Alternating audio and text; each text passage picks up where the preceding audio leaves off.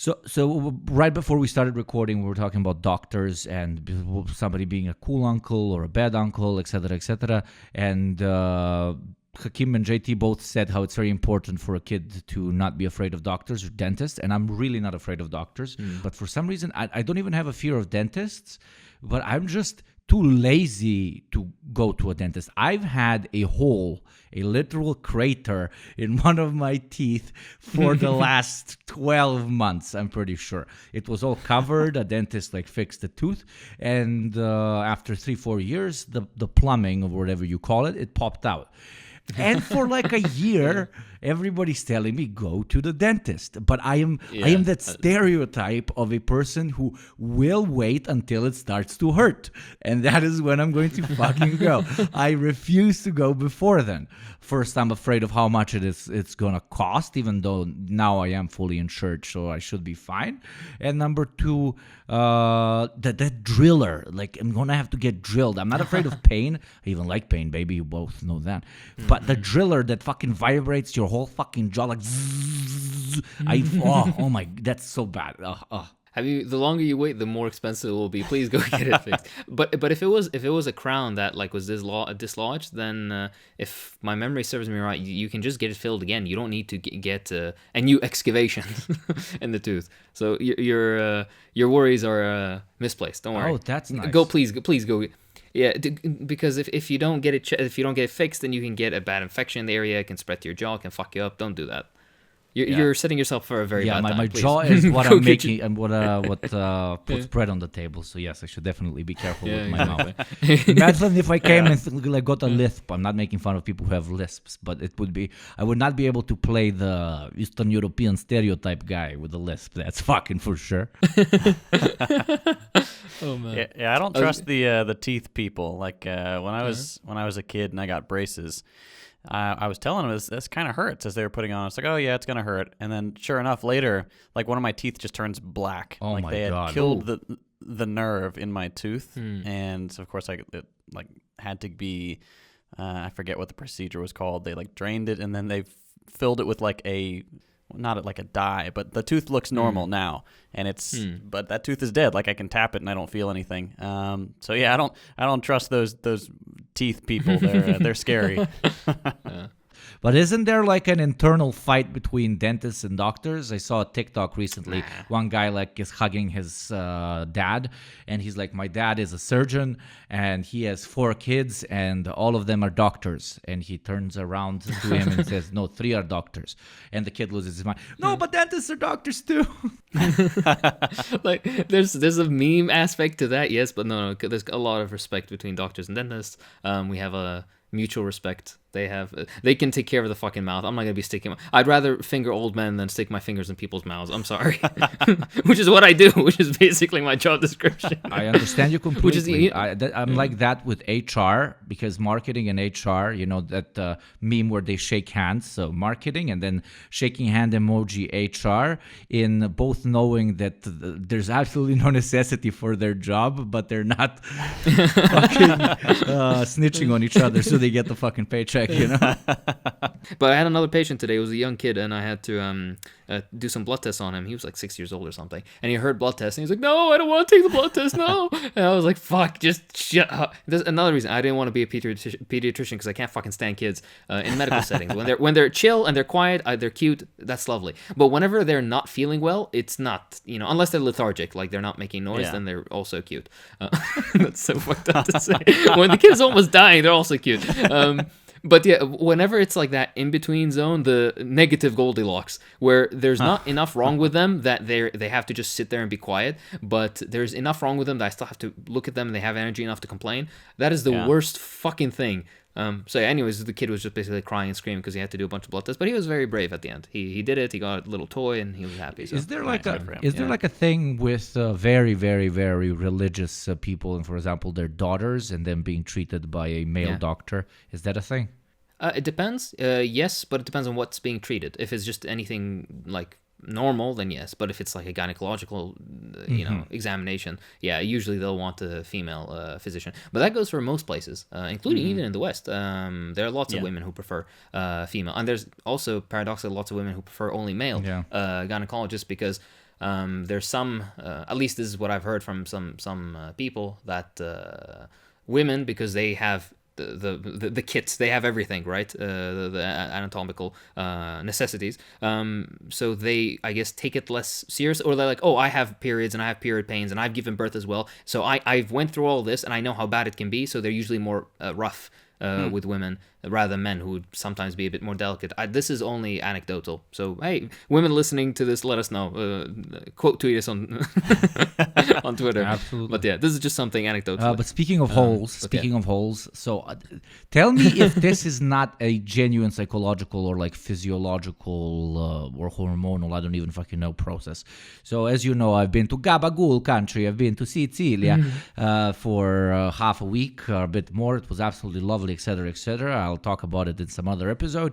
But those people really shit on the street everywhere. Okay, sorry. But speaking of shit, don't you have that moment where you feel like you need to take a poop, but when you're far away from home, you can hold it in, but the closer you're getting to your apartment or your house, the more the shit fucking wants to leave your body? I entered the airport in Italy, and I felt like I need to go to the toilet, but because I was so far away, absolutely no problem. Got in a plane. Didn't even go in the plane because I fell asleep immediately. I get out of the plane in my home country, enter the taxi, and I feel as I am progressing closer and closer to my apartment, my sphincter is getting happier and happier. Is there something that they fucking taught you in medical school or advanced American universities, JT, about? But no, but it's a thing. Like, it is a thing. Like, do we smell being close to home? We're just used to shitting Surely there. I'm in a cab. Surely it's just time passing. Like, surely if you're traveling home, you start to feel it like a while beforehand, and then several hours later, obviously you need to go more. It's not only this, you're completely right. But to satiate your curiosity, you go think there's something called the gastroileal reflex or ileocecal reflex, depending. And that's, you see, JT, it's a thing. That's why I was a journalism major and not a doctor. If you drank or ate something, whenever you eat or drink something, basically, there's a very complex nervous, let's say, connection that tells your body, hey, this person ate, there's something in the stomach, let's move peristalsis, let's squeeze those muscles in the gut and move the food that's being digested along, right? So every time you eat something, it moves along, and if you're already close to needing to basically poop, if you eat something, then it's going to make that urge way worse. That's why, for example, in the morning you get up and there's nothing, you don't feel like you need the bathroom, and then you eat something or drink something, and all of a sudden it comes, right? But what does that have to do with getting closer to the apartment? Or to the place, the closest usual apartment place thing you is shit probably at. psychosomatic. Yeah, psychosomatic. Hey, I was right. Psychosomatic. No, but it's psychosomatic. It's not just time, motherfucker. First debate on the podcast. But there's also research on comfort and incontinence. Huh. So don't worry. There's definitely a connection there. The more comfortable you are in a place, then I'm sure you have the concept of shy bladders. Is that a thing? Yeah. For example, sometimes there are people who go to a bathroom, and if there's anybody else in the bathroom, like in a public bathroom, they won't be able to pee or poop. And it's kind of also links to comfort in a way there.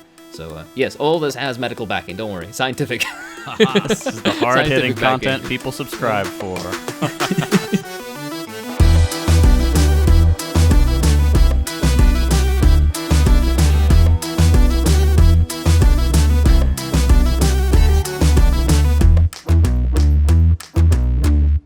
Welcome back, everybody, to the Deprogram. Today, we're going to be talking about deprogramming your boomer grandparents or other boomer relatives. Usually, being a boomer isn't tied to age, in my experience. You can meet some 20-year-olds that are fucking boomers. Massive ones, bro. At first, we were talking amongst ourselves about how do we want to approach this? Do we want to have this as a video that you kind of forward to your granddad, or should this be something that you learn from and then talk to your granddad about? But Yugopting made a very good point that said grandfather will have to listen to us talking about shitting and fucking stones in people's mouths and whatever else JT cuts out before he gets to the meat of the episode, so that makes no sense. And also, equally, I won't be able to hold off on the swearing, so I don't know how conducive old American boomers are to hearing the word cunt, but I use the word cunt a lot, so Speaking of which, boomers call that us won't all help. sensitive as hell, and yet they're the generations, because boomer is an umbrella term at this point, I believe, that were like the most afraid of any sort of curse word. You know, God will smite you the second you call a cat a pussy. Do you know something? I remember there was an American in around these parts, and I happened to be speaking with them. There were and, many. Yeah, sadly. Anyways, and I was speaking. I was gonna make a dead soldiers joke, but I didn't make enough dead soldier jokes. I was gonna say. I was speaking to them in English, and as I do, I curse. And the first, I didn't even say a bad curse. I think I said shit, which I think is on the lower end of severity. And they looked at me all weird, and they're like, "You said a cuss," and I was like, "Motherfucker, you're in my country. What the fuck?" What? Okay, fine, whatever. Fucking so I guess there are some people. soldier runs into a house, mows down a family, and as the father is falling on the ground, he says, "Fuck." And immediately the soldier is like, "We must burn this house to the ground. There are godless creatures here." He goes back to the US with PTSD because somebody said fuck. Oh, fucking hell. Anyways, back on track. So today we're going to be talking about deprogramming your boomer grandparents. Now, what is the characteristic of the boomer? Usually it's being conservative. Now, just to get it out of the way, what is being conservative? Because not everything conservative is bad, and not everything quote-unquote progressive is good, right? A hallmark of quote-unquote conservative values is having a large, tightly knit family, you know, not having families be so atomized. That's not necessarily a bad thing. Furthermore, a quote-unquote progressive, value is throwing everybody into the workplace, man, woman, and child, and basically being like, hey, you know, your career is more important than every single aspect of your life, including your mental health, your family, your own fertility, both male and female, your youth, They whatever. don't even let us right? take a shit anymore. I mean, even your physiological exactly. needs. It reminds me of, I saw this thing on Reddit the other day, which was an Amazon thing, like a contest, if you can say it, for the workers, which was, thank you for coming in on Easter Sunday. Oh, yeah. And as a reward, like if you are productive beyond a certain threshold, then you'll be entered into a raffle to buy like a mini pack of sweets, of candy or something, and a bottle of water. So you're coming in on an off day. Easter Sunday is an off day in the US, right? It's a holiday. Yeah, of course yeah. it is. Yeah. And you stand. You don't. It's not a guarantee that you're gonna get the candy. It's just that, hey, you might. You stand a chance. Reminds me of that guy where it's like some old guy that entered a raffle in his job, and he won a free cremation. Oh yeah. That's the most late stage capitalism fucking thing. Oh fuck! But that actually circles nicely into the boomers, the free cremation part, because they're all about to die. Sorry. Basically, what I'm saying is, just because they're conservative doesn't mean that what the beliefs they hold are bad. Some of them definitely are, but not all of them. Now, what makes a person conservative? Because there's some things that are, quote-unquote, I guess, generally painted as being conservative. Let's say being religious, or like I mentioned before, having large families. And other things that make less sense, like being fiscally responsible, which is just code for I don't like poor people. Yeah. I don't know, like, what... Actually, JT, could you walk us through, what the fuck does being fiscally responsible mean? What is the intention sure. there? Yeah, so the idea is like, look, you could afford a home or an apartment or a car or whatever, as long as you just don't spend money on the new fancy internet phones and avocado toast. Avocado toast. Lots of avocado toast. Vibrators. My wife left me since I got a vibrator. I don't know what it is, but it fucking sucks.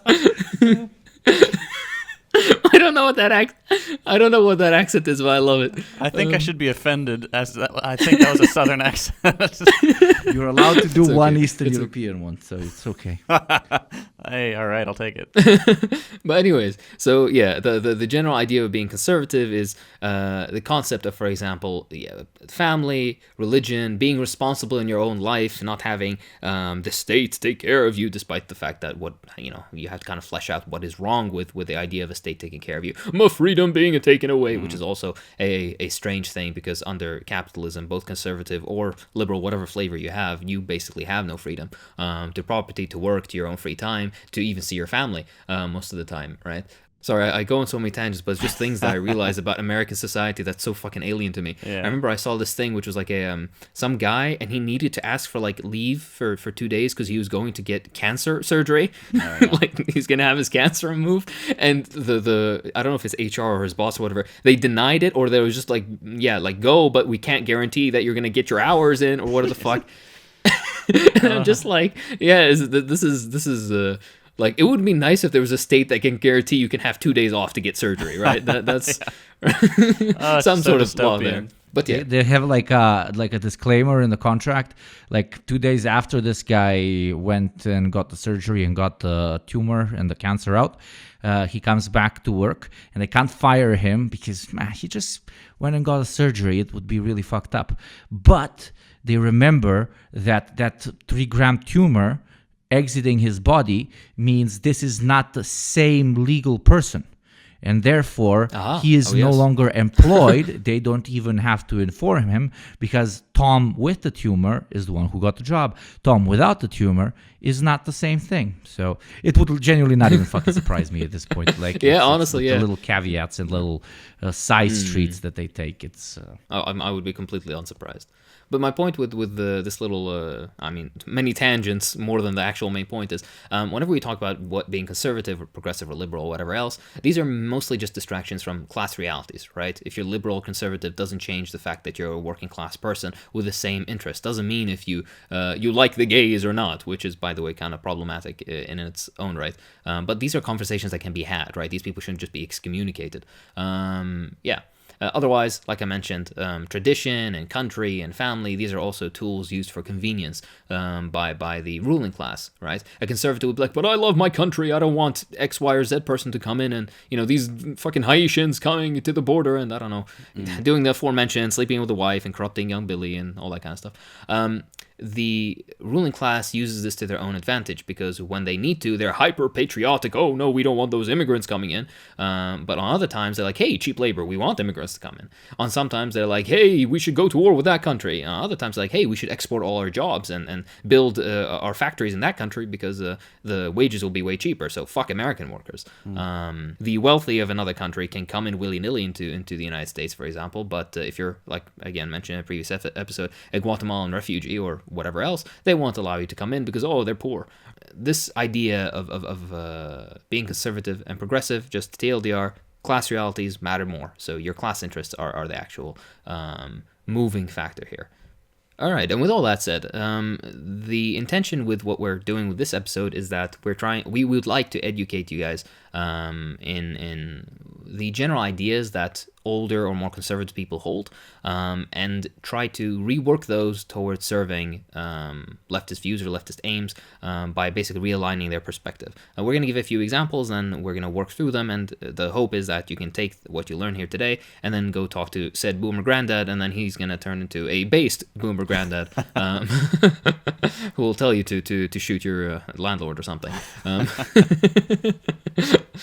Anyways, I guess we can begin with a few examples. The simplest one, which is the one that we usually hear as a criticism of socialism, is that, hard work. You need to pull yourself up by the bootstraps. It will lead you to better life. You don't deserve any handouts. The government shouldn't be up my ass about fucking right. Why does the government care where I stick my dick? Which is weird, because at the same time, when some slightly homophobic conservative people all of a sudden really care what the government decide, what the government thinks about where you stick your dick. But yeah, so that is a point. Do you guys want to touch on the hard work leads to better life and no handouts? Conservative point. Sure. The notion that hard work leads to a better life is super, super common here in the United States, because that is, that's the essence of the American dream. If you work hard, you can achieve whatever you want. You can get the suburban house with the white picket fence, 2.5 kids and a dog, and you can grill every day.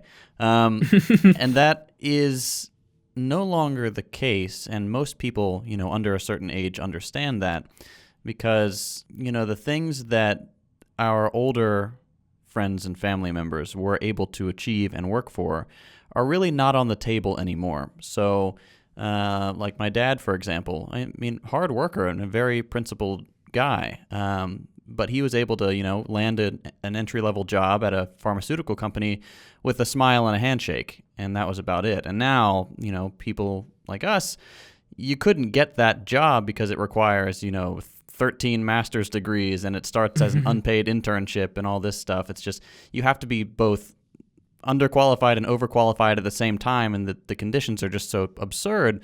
But also, like, the things that they took for granted, like a pension and a company car and an expense account if they were in sales, and their gas being covered, and vacation time and healthcare and benefits and all these things have slowly been stripped away since, at the very least the 1980s, as more corners are being cut to maximize profits, and those things are unjustifiable expenses to the people who run the books at those big corporations, and even small ones these days.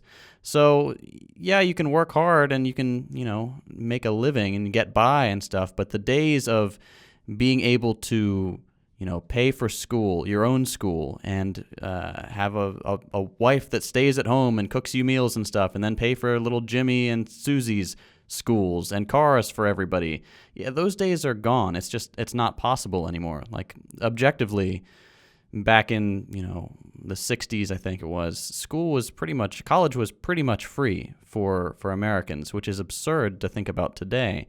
Those same people claiming that, you guys have it so easy, stop complaining, when they had the very thing that we are asking for again. It's like, we just want the things that you took for granted. So it's very... I think it's just mostly a lack of education there, but it is frustrating to hear these things from them. And a good idea also is not to frame this. I'm not saying that JT is doing this, but it's better always not to frame this as a conflict or to be aggressive about it, but instead to go about it like, hey, our country had these things to provide its people, and now these things are gone to satisfy corporate greed. We just want to return to that level of prosperity that the U.S. or whatever other country had, instead of, for example, we're just using the United States as an example here. Yeah. And that's a more productive way of going about it, but it is very true. But very often, of course, very often to that, the response would be that it actually is a generational thing, and that those corporations also existed back when they were younger, but they were more assertive at work, so they got that company car. They were more aggressive with their employer, so they got through that interview or got that promotion quicker, etc., etc. But so whenever this is thrown at you as a counter-argument, which it will be at 85% of the time, a simple counter to that is that millennials specifically, and Gen Xers and probably Gen Zers who just don't have enough data, are per capita the most productive generation that has existed since we've been able to record just how productive one is. But be careful with the educated one, especially depending on what type of grandparent you're talking to, or like older person or parent or whatever, because if they're not if they don't have a college degree, that might like red flag them and say that now everybody has a college degree, that's why you all fucking expect handouts and stuff. Nobody wants to work blue collar jobs, etc., etc. But if they do have a degree, then it will definitely work on them to also mention the fact that they're the most educated, and just showing them that no matter how, for example, you might be assertive in all of those stupid terms that you listen to in HR class in business university, no matter how much you try all of that, the median salary still has not moved. So while prices have, so even if you get promotions quicker than the speed at which your dad did, you will still on average be able to buy a lot less shit with that now increased income. So whatever side they try to attack this argument that JT very beautifully put out, there is a way to counteract it. Just don't play on their insecurities as always, because for generations that make fun of us for being soft, Jesus Christ, they're like jellyfish. Yeah, exactly. And something also to add that's on what Yugopnik said that's very interesting is if they tell you like, hey, yeah, you should get get a blue collar job, especially those who don't have, for example, university education.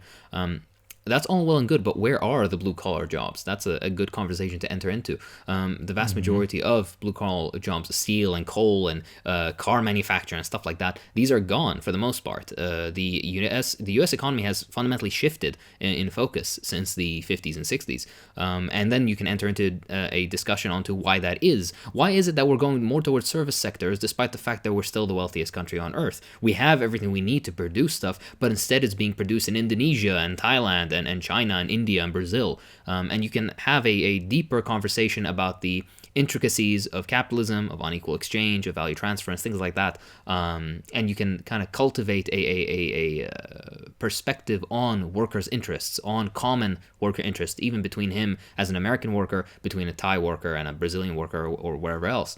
That's number one. Number two, a good conversation, depending on the person, is also you can discuss the fact, like actual statistics, but don't overwhelm them with it. Of course, inflation has skyrocketed in the United States. That's something that's different from when he was a young man or a young woman, and she was a young woman. What's it called? Purchasing power of a single US dollar has greatly shifted, right? You very commonly see, for example, like, oh, I made like $3 an hour when I was your age, but $3 an hour when they were your age was now like $18 or something, like some insane amount of money compared to what is the minimum wage in the US now, like $7? $7.25 hasn't budged in over a decade. Fucking hell, right? But no. Now they're beginning to talk about a $15 minimum wage, which is basically with inflation around $7.25 or whatever. Like, yeah, don't you love how the capitalist class fucks us? Yeah. But yeah, that's number one. And number two, the other aspect of this conversation and this argument you hear a lot is, oh, but the poor people or you young people or whatever else, you just want handouts.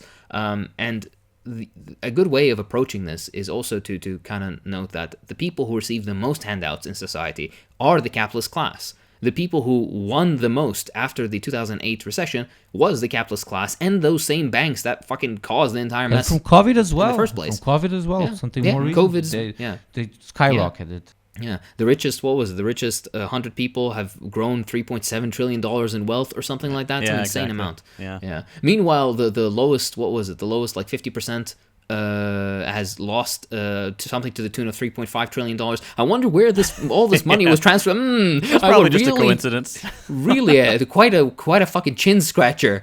So yeah, just generally the point of for example, like Amazon gets your tax money paid to it. Same with the fucking Tesla and shit like that. When was the last time you got a tax is it called rebate? Is that the English term? Yeah. Yeah. When was the last time you, as just a regular guy, where the government just stepped in and was like, you know what,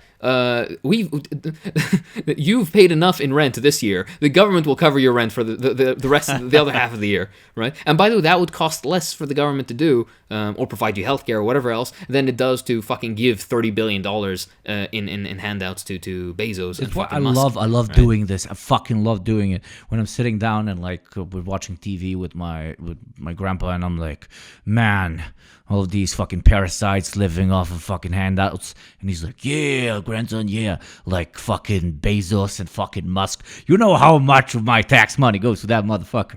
And immediately we was like, oh, what are you talking about? But then you enter the conversation, but you intrigued him with, I am proud. He is also a KKK member. But then you slow him down and shit.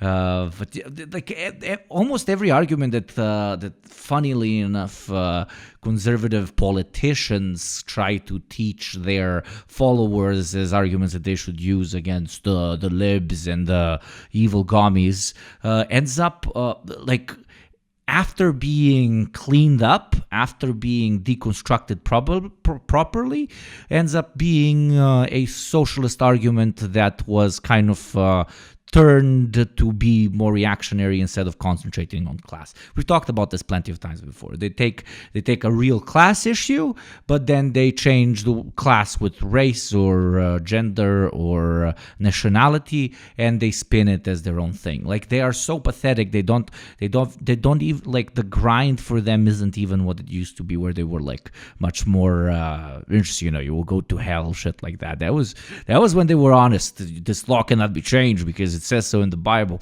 Now it's all just fucking rehashes of don't kill the baby in your stomach or shit like that. All right, yeah. Another relevant, kind of related example before we jump into something a bit less related is the idea that, of course, hard work means great reward. Oh, you just didn't work hard enough, or you're not working hard enough. That's why you're not getting that promotion, or you're still making only fucking, I don't know, $40,000 a year. Which we discussed this earlier in earlier episodes, but just to run through them very quickly again. There is no correlation between how hard you work for the most part and how much you're getting paid. You get paid on contract work for the most part. There are people in your office who work harder than you, who make less than you, and there are people in your office who work way less than you, usually related to the owner, who make way more than you. So in the reality of capitalism is more preferential treatment and nepotism than hard work. That's not to say that there aren't certain fields where you could work a lot harder and then you get paid more, but there is a cap to this. Nobody became Jeff Bezos through hard work.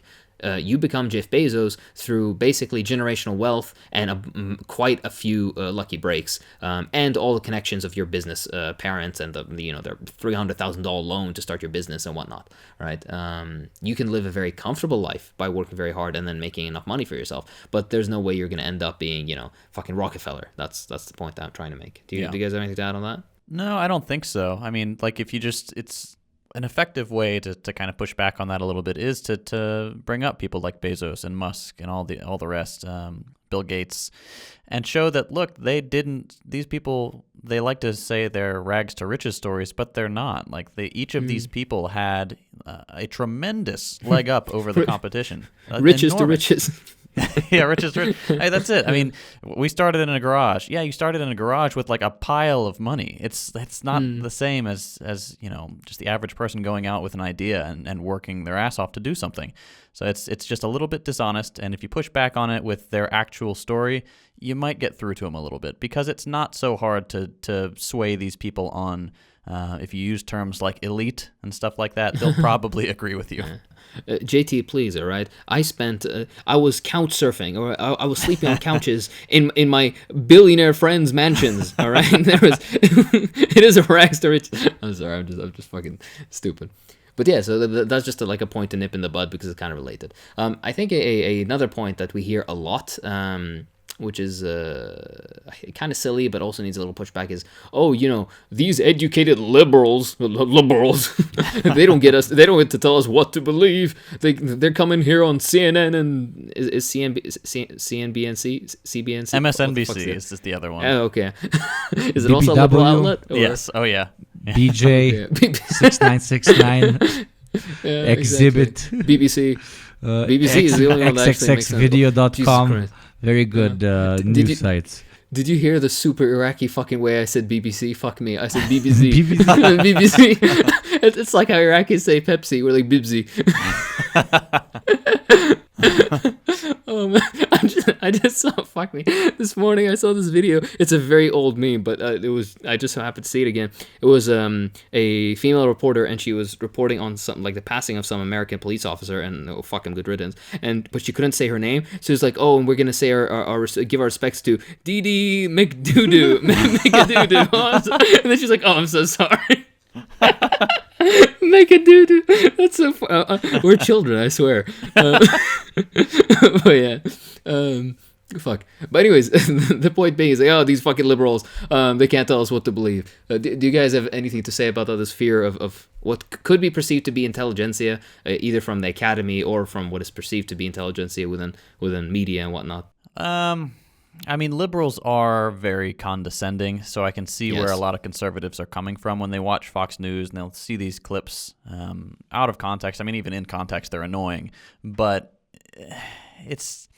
liberals think they have the moral high ground most of the time, and so they'll kind of proselytize to you, and they'll say some very cruel things about the average conservative, like, it's a red state, they should all die anyway. It's like, jeez. But it's not like liberals have a monopoly on these, like, telling people what to think. I mean, there are plenty of conservative news outlets too. Yeah, there's Ben Shapiro. He's tremendously popular. Fox News is the most watched news network. So it's not like they're lopsided here. I mean, they're both doing it. They're both playing that game. I think the conservative outlets, especially Fox News, are playing it better in that they're convincing people that the liberals are playing it better, which is very interesting. But yeah, it's not really something that carries much weight, I would say. Yeah, there's. I think. Sorry, go on. I would say there's like these two aspects: the liberal one, and the way capitalism constantly creates new in-groups, which need to fight each other in order to avoid looking at things from the class basis. So the second one. As society progresses, at least socially, and as certain things become taboo, reactionary forces and groups need to unite people against a new category, which because they can no longer organize them, for example, on the basis of race or sexuality and so on. So this new kind of internal division of these new social classes has kind of been brought up, where the educated and uneducated see each other as sort of two opposing forces fighting for the progress of their country, etc., which kind of creates a blurred tunnel vision that doesn't allow you to concentrate on actual class problems, and leads to this fighting of conservatives and liberals over usually relatively fictional things. And the first one, which is liberal elitism, which has always kind of existed, in which, in their absolute refusal to look the system in the eye and do like proper, what we fucking talk about here all the time, on material analysis, they need to kind of other the only last group that it's kind of okay to other as a liberal. So a liberal can't say what we talked about previously, like, oh, these leeches living off of social welfare, because that's identifiable with conservatives. But what he can absolutely say is those fucking bigoted rednecks down in the South. And then that is said, and then the other side hears it, and you have a continuous sort of spiraling out of control, which keeps the status quo in the place in which it is. And those both are very, very important, because they don't only blur the liberals from potentially becoming leftists, but also, I would say, even to a greater extent, lead older people who are usually more conservative in thinking that, this dude with a liberal arts degree is a much bigger problem for my country than the system itself, And something also very important to add on to that as well is when they talk about liberals, a good thing to remind them is that, hey, we don't like liberals either. Yeah. We actually, I dare say, my distaste for liberals is much deeper than the boomer grandparent. Yeah. And the way you can, and this is also is like a fertile field for cultivating a basically Breeding. an approach or understanding. Fuck. Okay, yes. You Gopnik, you do be looking submissive and breedable. So. Baby boy, that's what you would wish for. I will sow those deserts with beautiful Eastern European grain. Yes, please. But anyways, my point being, it's actually what you can do is you can show them that, hey, those liberals on CNN fucking suck, and I don't like them either. But hey, the people you're listening to as well, they're liberals as well, just in a different way. Exactly. And then you can show them that the fundamental failing is within liberalism itself, and maybe there is a second way, which is communism, but socialism basically. What Hakim said is super important, because a lot of them go into conservatism because it makes them still feel relatively young and like they're still against the current. They feel like liberalism is the main current. But when you teach them what JT previously said, that conservatism is also the current, like it is the mainstream, you can kind of tug on whatever rebellious soul they still have left from their youth to kind of introduce them to no, actually you're espousing mainstream stupid bullshit, come over here, let me teach you the secrets, and hopefully they're positively surprised that you're not telling them there's 5 people at the table that are raping kids in Pizza Huts, but that it's a bit more complex. But yeah. But no, that's incredibly important. Ben Shapiro talks his shit and then gets visited by Israeli lobbying groups to give him more money. A leftist making videos on YouTube gets visited by militarized agents of the state. So like, something we have experience with on this podcast. So that's another point to mention as well. There's this big. There's a phrase that Americans use, hubbub, something like that. I don't fucking. So there's hubbub, there's hubbub and hullabaloo. Okay, I don't fucking know. The one you were going for is hubbub. Is it like things people talk about? Me. What's the recent hubbub? My man. I don't fucking. Anyways, so the hoobaloo or whatever the fuck. All right. I even forgot the fucking point I was trying to make. That was so fucking stupid. Oh my god. Oh yeah. They tried to make. I remember now. They tried to make this big fucking stink about. It's a fucking postmodern neo-Marxists who are running your universities. Look. The actual Marxists are either in prison, in hiding, or aren't speaking in fear of the two other things, right? The general reality is that if you're liberal and you serve capital, you can say whatever you want, and that's something also to redirect their attention to. If you serve capital, if you protect property rights, and I mean property rights for the vast majority of the ruling class, not your fucking home or your car or your guitar with the dragon dildo, but actual property rights, these people get nothing but protection and money and time on TV and everything. Meanwhile, I don't think I've ever in my life saw a fair representation of a socialist platform on mainstream television, either be it American or at other parts of the world. I've never seen it personally. Yeah, I'd agree. Yeah, so that's a point to emphasize. Sorry, JT, I cut you off. No, I was just agreeing with you. But just as one little thing to tack on here, I think it's super important to clarify all these terms for people whose only exposure to them is stuff like Fox News.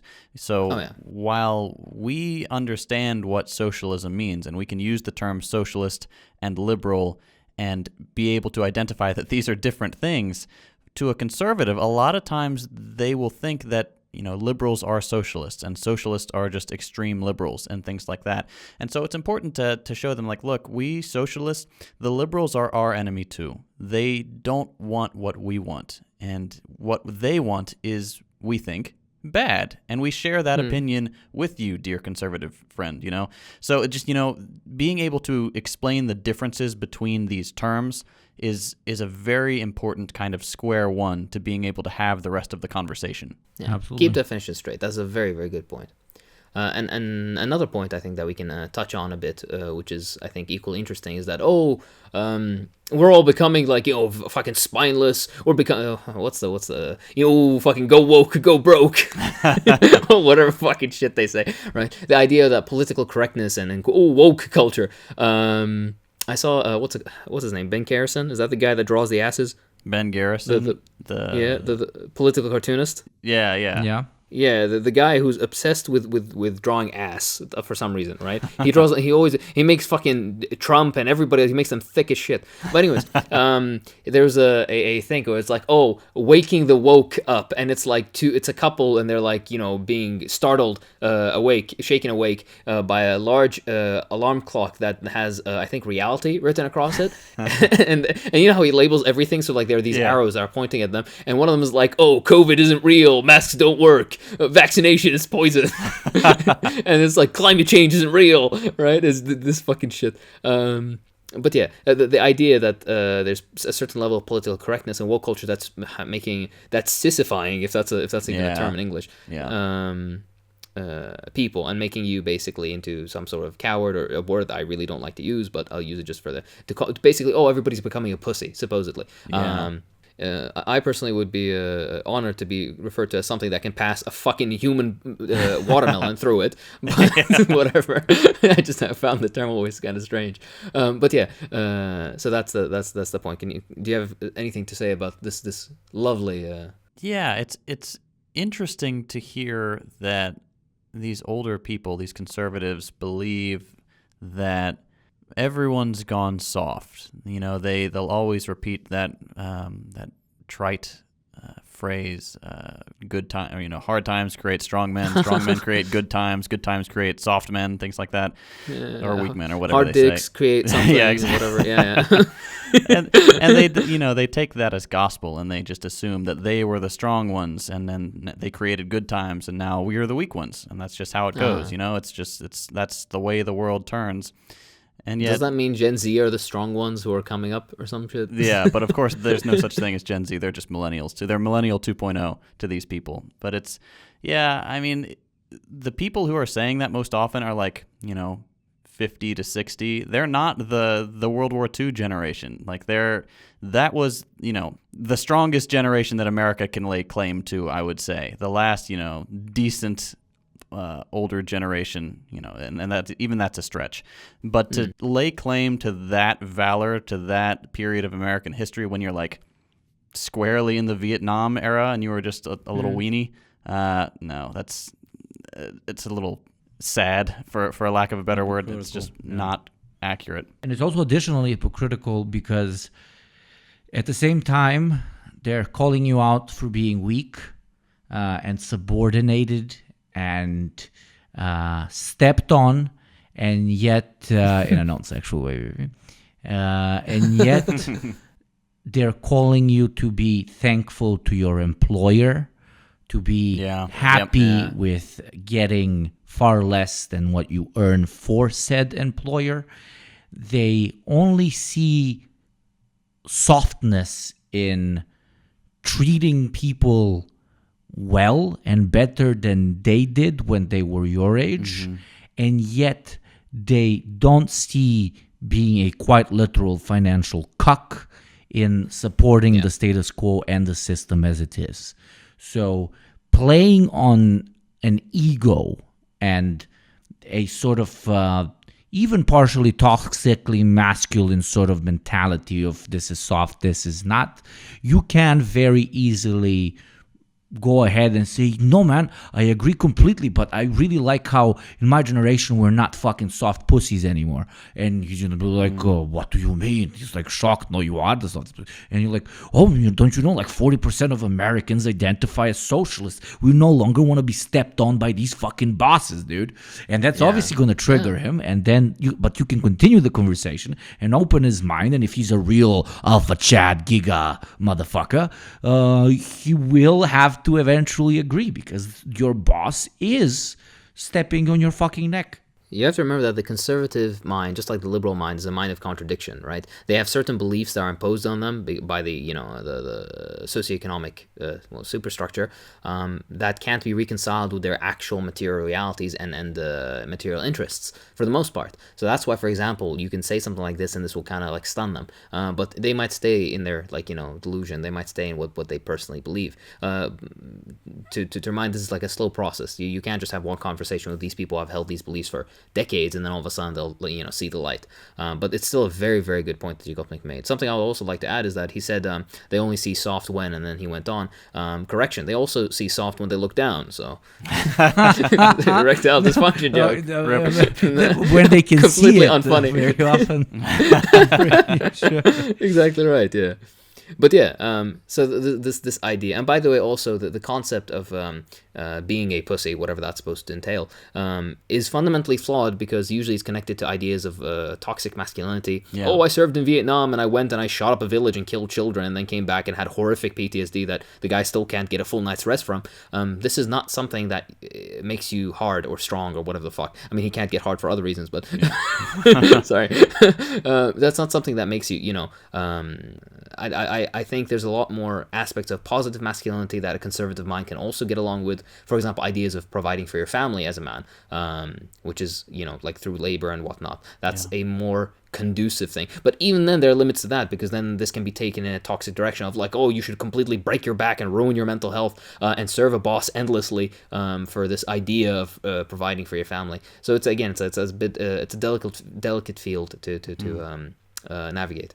It is very delicate, but it is possible because you got to concentrate on the values that they perceive that are key to their personality and then play on it through theirs. So, for example, family is the most important thing to them, and they are breaking their back all the time at work and being massively exploited by their boss, and they think they're hyper masculine. You can play on all three of those and say the reason your family and your back is suffering is because of the way the system is set up for certain groups of people to profit from your hard work. And they're not only hurting you, but they're hurting also the well-being and the financial stability of your family. So here you're playing on all three of those, and you comfortably introduce it to them. And obviously, very often, I mean, I don't think I even have to say this, or neither of us. Obviously, the reaction sometimes is going to be fuck all bad, but you're doing it for the one time when it works. You got to poke the bear in tiny spots. Sometimes you get bitten, sometimes you go fish together, you know? Exactly right. Yeah, beautifully said.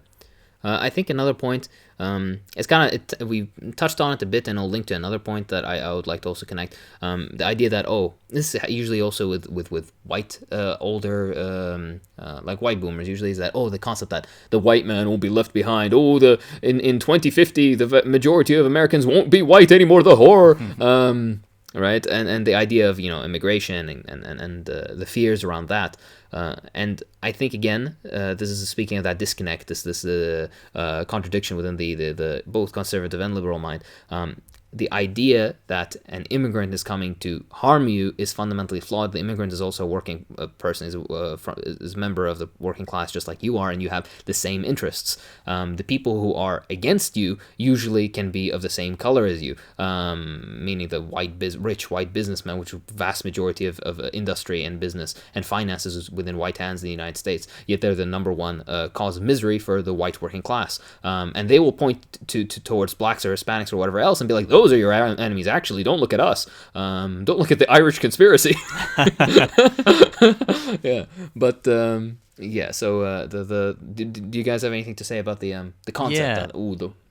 Yeah, that one's interesting because hidden within that claim that the white man will be left behind is a tacit admission that right now they run the show, and that it's okay that the non-white people are currently subjugated because they think that when the white man is no longer the majority, he will be subjugated, and that's something to be afraid of.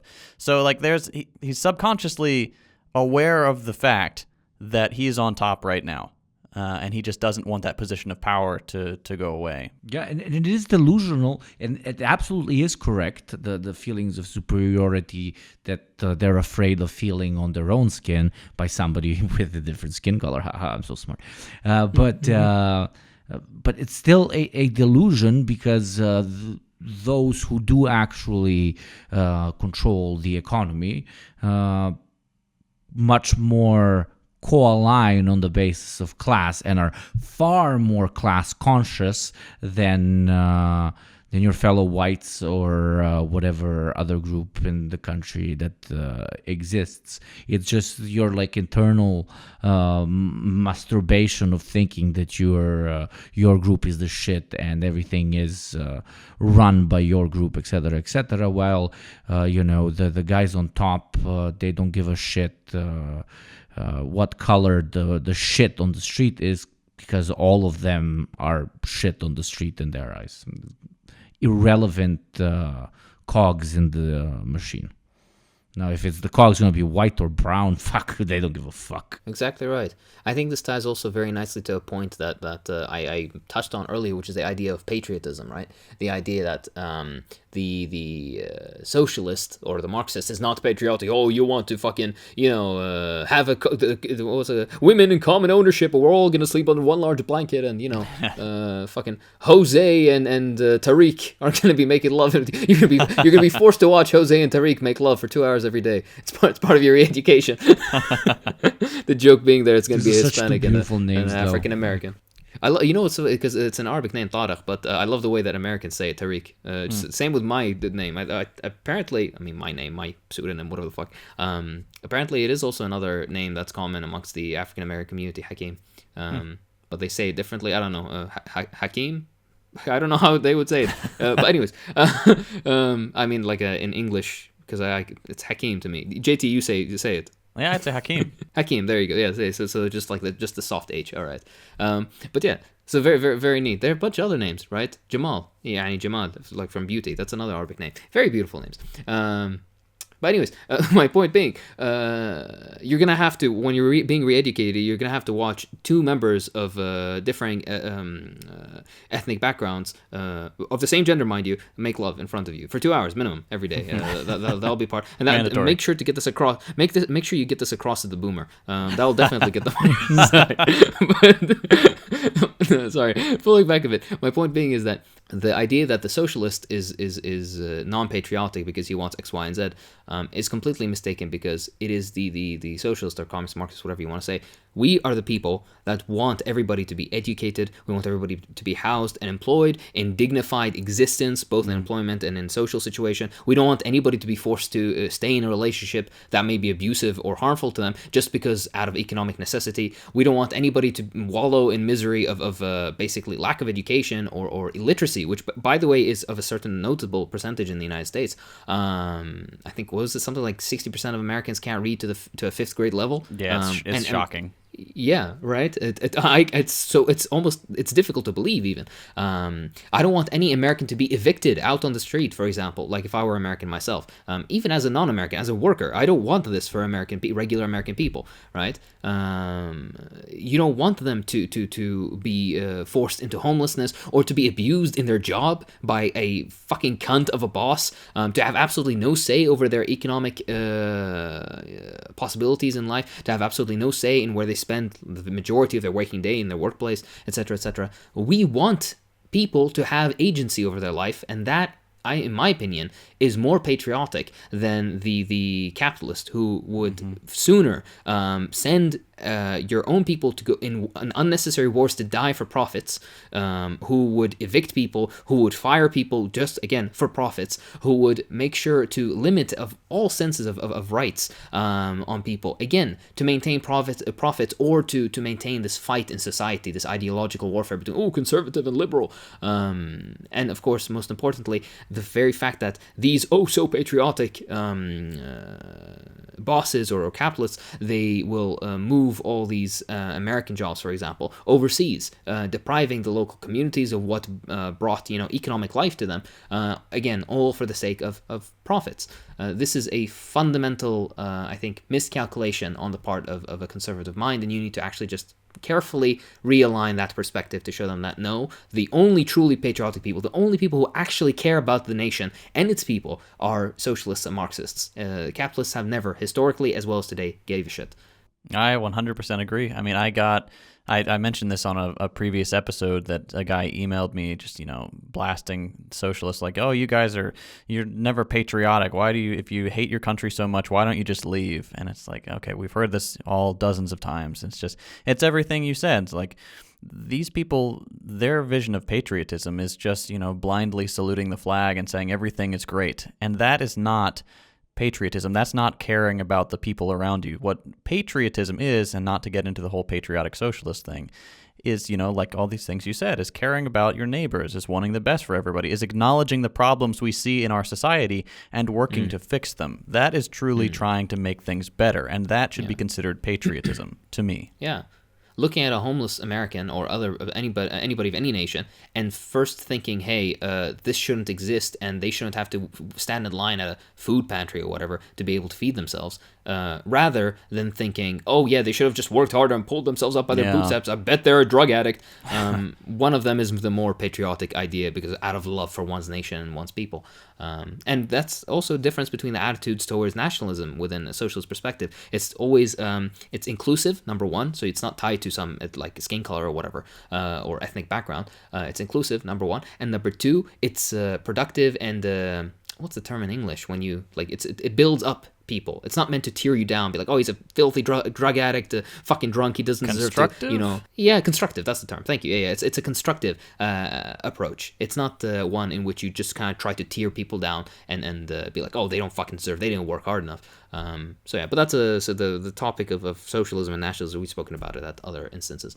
Another point I think that's also can be related to again more the superstructure aspect of our socioeconomic system that we live in is the attitude towards religion. The idea that commies are godless, the fucking godless commies coming to take your Bibles and fucking yeah. We made an episode on called Former Elves of Socialism where we discuss in at length the mistakes of former socialisms in their attitude towards religion. We're not trying to deny that there wasn't anti-religious oppression in many former socialist countries, but we live in the 21st century where we're trying new things, and these were mistakes that we've definitely learned from as a community. And this is something I've noticed in my time as a Marxist. I've been a Marxist almost 10 years now, I guess. Oh, actually, I'm getting very close to that 10 years. So you started being a Marxist when you were 5? That's fucking impressive, man. Exactly right. I was a Marxist in the womb. My heart lays to the left, and my blood is red. That's a Guevara quote. What we're trying to get across is that this is definitely something we learned from. This is something that will change in the future. And my personal experience being a Marxist over several years is that the attitude has definitely changed. When I first became a Marxist, it was still kind of that, very gung-ho, anti-religious nonsense. But nowadays, it's definitely changed. It's shifted. I'm seeing not only a lot more religious socialists or Marxists, but I'm seeing also a lot more a-religious Marxists that have a much better attitude towards religion. In this podcast itself, we have several people who are religious. So this is not something that should be a negative point against socialism, number one. And number two, actual practice of religion is almost entirely restricted under capitalism. What do I mean by this? The concept, for example, in the Abrahamic religions, both Judaism, Christianity, and Islam, amongst many other religions as well, usury, the concept of basically interest, is highly these religions are highly against it. It's considered a grave sin to participate in it's the core of capitalism. Usury interest. Yeah. Exactly right. To the point that in Judaism and in Christianity and Islam, all of them have very strict rules against it, yet it is almost exclusively the functioning of most countries that claim to be religious. They function on interest. So that's one big thing. Another big thing is, of course, as capitalism progresses, there's these atomization of individuals and families, further breaking down kinship and family structures, which are incredibly important to religious life. Another aspect, for example, is the constant pursuit of profit. So basically, not only are very holy and dates turned into basically like buying frenzies and are just completely commodified and corporatized into this thing that Christmas, which is supposed to, at least for Christians, supposed to celebrate Jesus Christ and his life and the nativity and everything is supposed to be a religious time, is instead turned into some fucking bearded white guy, not the one you want, not Marx, some other weirdo bearded white guy.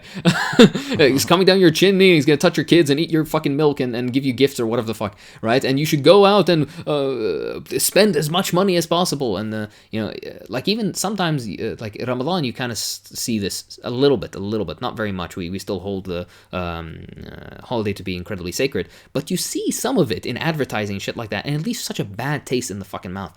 My point being is that these are just several examples. Another example is, for example, prayers, whether you're in Judaism or Islam, and of course even in Christianity. In Judaism and Islam, they're more rigid, like there's time frames for when you pray, but in Christianity, depending on what form of Christianity you follow, it's either rigid as well or not. But under capitalism, you have to work, your 8 hours, and you're not allowed to break if you have a small, 5-minute break to carry out your religious duties, then that's 5 minutes of productivity gone. That could, in over 14 quarters can result in a 20-cent reduction in fucking profits. So these things are also limited.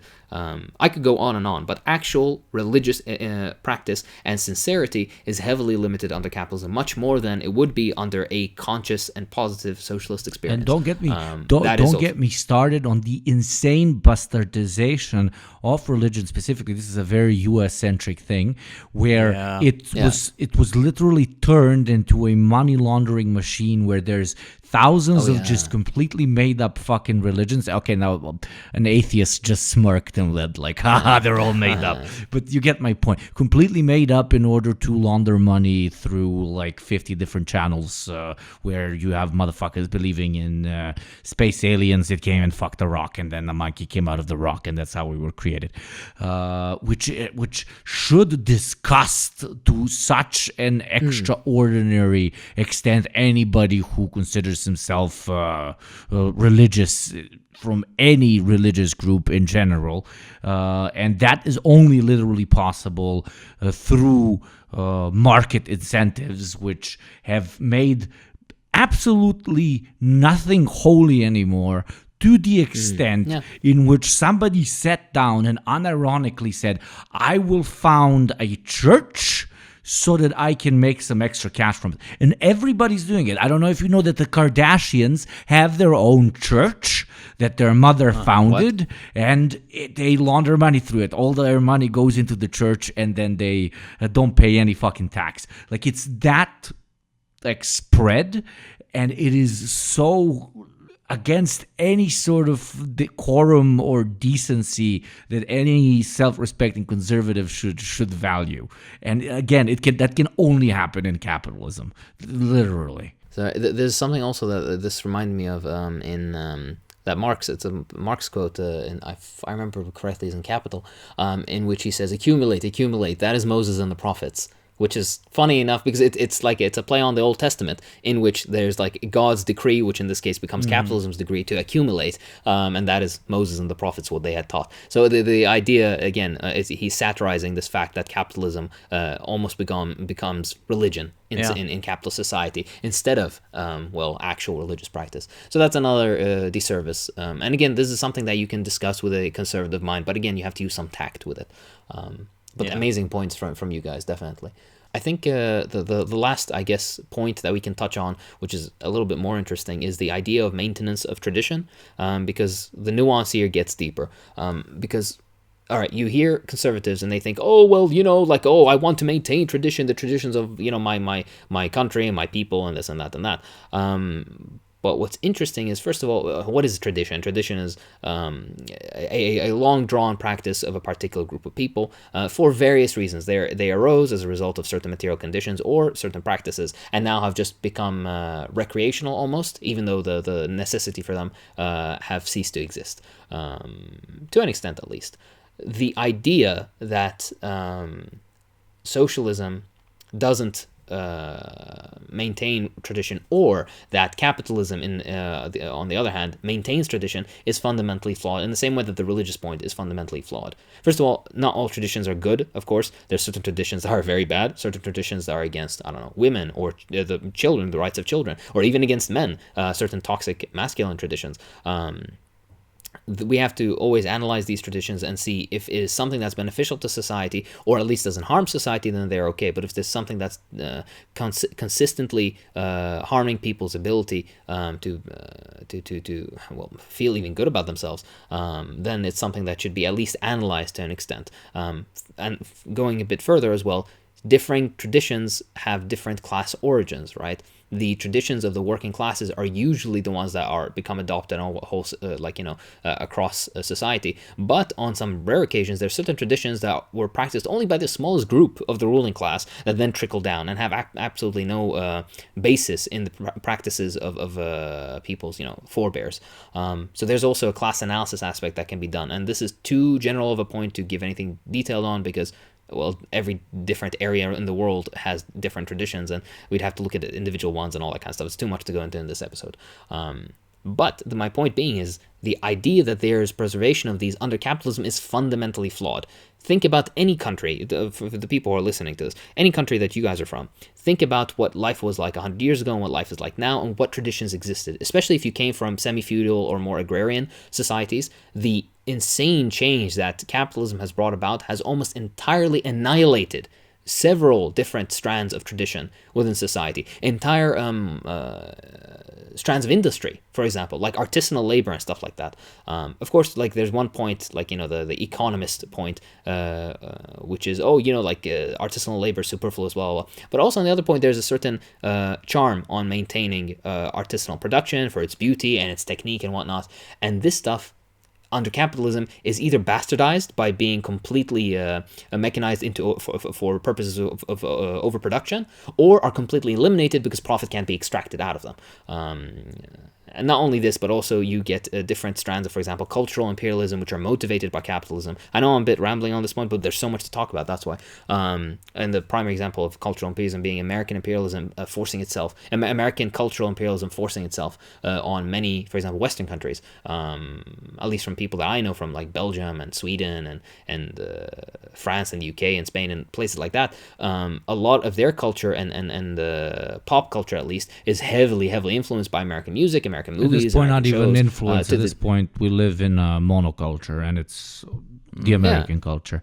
That anything that even resembles an alternative to that which questions American monoculture is removed from the equation very quickly, either by liberals calling it backwards for one reason or another, or, as you said, because it can't make money. It's much easier for a Friday morning tradition to be passing through McDonald's than to actually sit down, hold hands, do a prayer, and have a well-cooked meal. Even like tiny things like this, one would not maybe even call it tradition, but you get my point. And that's also very interesting. In the one country that is quintessentially characterized by capitalism, the United States, there are so many quote-unquote cultural traditions that are so linked to basically consumption, this idea of capitalism, exactly as Yukopnik said. And I thought that maybe, JT, you can give us an example or two maybe of these. Well, I was sitting here thinking about it, like, what can I come up with that is a genuine American tradition that is not about consumption? And I'm trying to come up with something, and I'm like, okay, what's the American stereotype? We have baseball, we have apple pie, we have the Macy's Day Parade. I mean, that's all I can think of, because we've got, traditions would be like holidays, like Thanksgiving. Thanksgiving has become, you have to buy an enormous turkey and all this stuff. That one would probably be the closest I can think of to an American tradition that's not just about consumption, because there's no gift giving or anything. It's usually a family get together, stuff like that. Yeah, you get together, yeah. Yeah. And isn't it also the earliest tradition that's held by America? It was the first one that characterized the nation. Yeah, exactly. All the subsequent ones. Yeah, all the rest are like Christmas, giving gifts, buying stuff, Mother's Day, buying stuff, Father's Day, buying stuff. Easter has become about buying candy now. Halloween, candy. It's all, everything is about, what you can buy. And that's that's extremely targeted, and that was intentionally created by advertising departments of large conglomerates. Even the tiny sort of moment that most people, at least in the West, identify with their mornings before school, eating cereal with milk as the most important meal of the day, quote unquote, was literally a marketing campaign created by a cereal company that's what you should start your day off with, and that breakfast is the most important thing, meal course of the day. It wasn't something that all Americans are necessarily inferior and don't have a rich culture, etc., etc. Actually, I really find the beauty of so many cultures being in the United States and then creating something relatively unique. Unfortunately, sometimes that's Alfredo pasta, which you guys should be all shot for. But you get my point. It was intentionally done by corporations which, as the market shrinks, need to find... as the profit margins shrink, need to find more avenues of profit. And same with creating new religions, which we previously mentioned. They also didn't see the sanctity of even the greatest of holidays and tried to rebrand them as yet another reason to buy their specific product. And if that's not... if there's nothing that can put a stop on that, which is basically only socialism, to be perfectly honest, it's going to spread into absolutely every facet of your life. And it kind of, at this point, has. I mean, what greater, more conservative value is there than taking care of your family? Well, today, taking care of your family is 100% equalized with how much you can spend on your kid. What sneakers your kid wears, what fucking glasses, how nice his backpack is when he goes to school. Can can you afford to buy him a car at 11 or whenever you guys get a fucking license? So it's not even that much about being a good listener, being able to support their dreams, being there for them, etc., etc. But buying them shit so they can compare it over at school with what shit other parents have bought them, and even that sort of sanctity has been completely fucking pissed on, because there is no sanctity for the dollar. Hakim did a very good quote of Marx. There was another one by actually Zizek quoting Marx, but now I'm going to spin Zizek's thing. He said, Marx said that religion was the opiate of the masses, but today opiates are the opiates of the masses. I would even add today consumerism is the opiate of the masses, which Marx, I don't think innately would necessarily have anything against consumerism as like people buying shit, but he absolutely would have against people buying shit replacing absolutely every different avenue of self-expression and fucking existing as a goddamn human being, you know? And an interesting point you mentioned about the marketing aspect of this. Correct me if I'm wrong, but if I remember, wasn't it Coca-Cola that made the concept of Santa Claus? It's like the guy who's more recognized by kids than Jesus, right? It's debatable. Yeah. Yeah.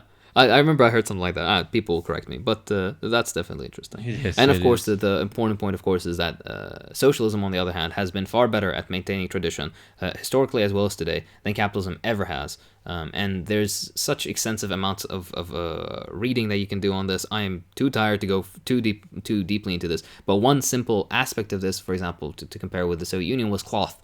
Now you're like, a cloth? What the fuck? For many regions of the world, particularly like Central Asia, for example, almost village by village, they had different aspects of the way that they would decorate their cloth, either be it on towels or clothes or carpets or whatever else. And the Soviet Union had taken great lengths into maintaining these cultural traditions, even to the point that you can see certain Soviet maps where they have like different areas covered by the overlaid with the different types of cloth that they would make. This also extends into clothing, national clothing, and dance and stuff like that. Very, very interesting aspect. Many books written on it.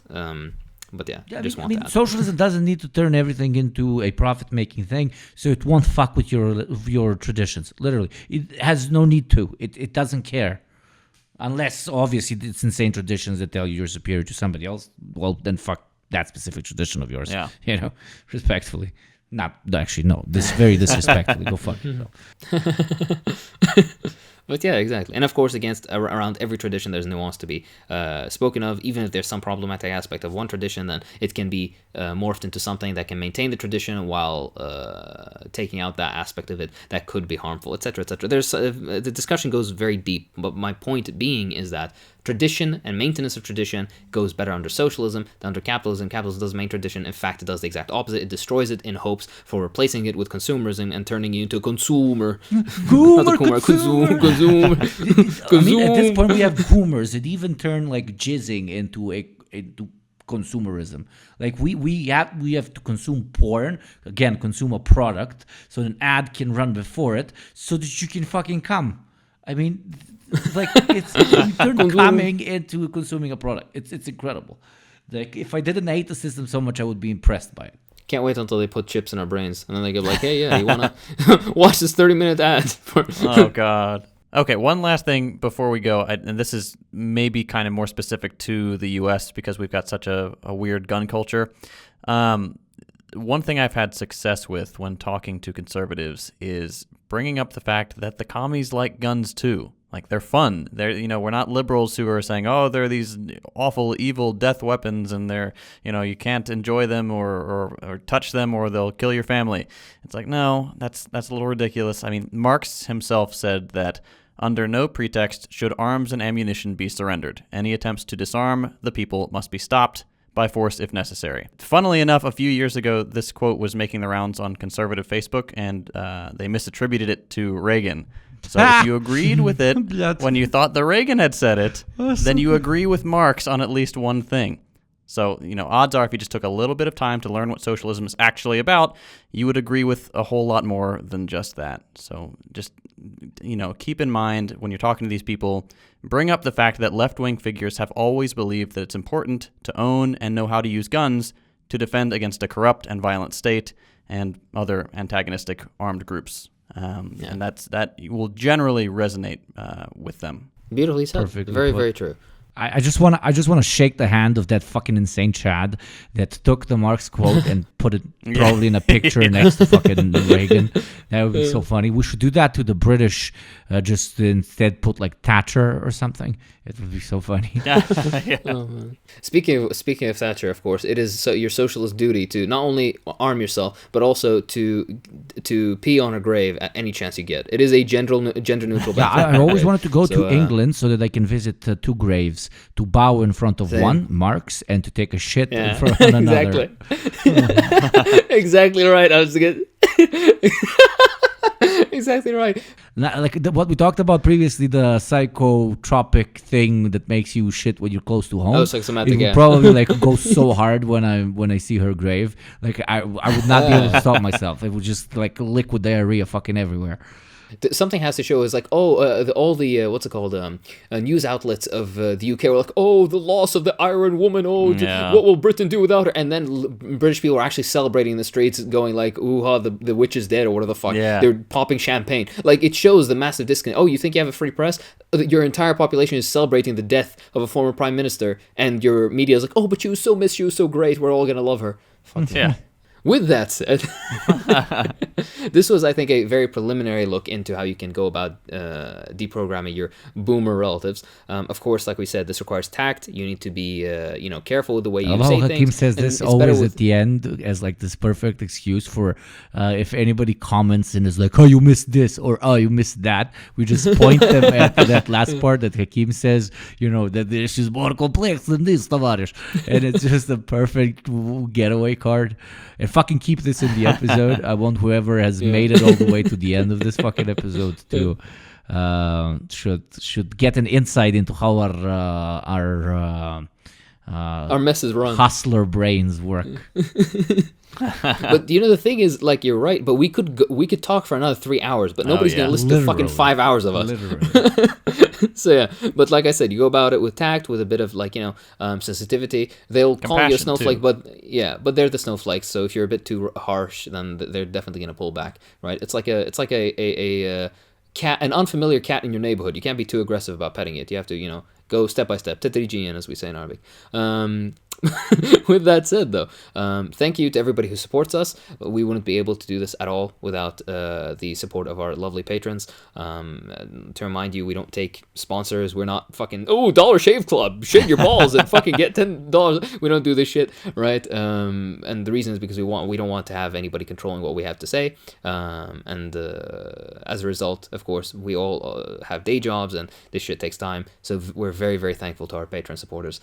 That's about it. We love you guys. Join the Discord. There's a subreddit, of course. I never fucking remember to say this. There's apparently a subreddit that has some banger memes every once in a while, but there's like only 500 people on it. Yes, it's r/the Deprogram or Deprogram or something, and it looks cool. So let's make it into a bigger community and hang out there and shit. Yeah.